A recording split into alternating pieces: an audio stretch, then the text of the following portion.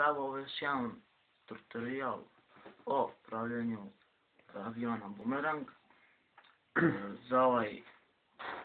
Za ovaj proces potrebno nam je jedan papir, A4 formata, trebate ga staviti na pola i odcepati polovinu. Ja sam to već uradio, evo vidite, tako da neću cepati sada. Prvo uzmete i stavite papir na pola.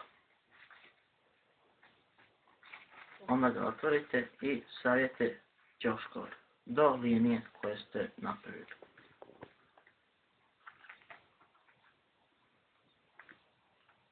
Malo izvinite. Onda vrh od aviona stavite do ove linije, ali da između linije i vrha bude 1 cm. Onda taj vrh vratite kroz gore i da isto također ostane tu 1 cm.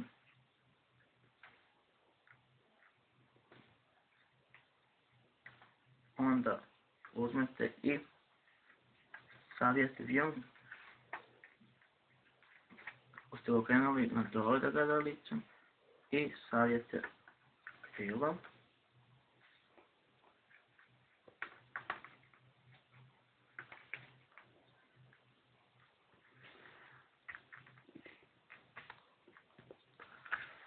Onda na krilu dodajete pomoćna krilca koja pomažu za vraćanje aviona.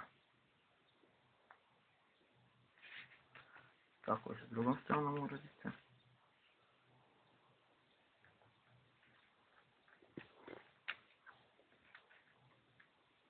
I dobijete avion. Ispravite ove krilca, uzmite selotejp.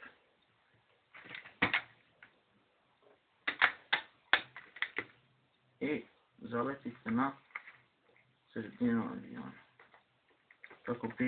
Kako se ne bi on odvojio. I evo, to je avion bumerang. Hvala što ste gledali, na klipu, uživajte.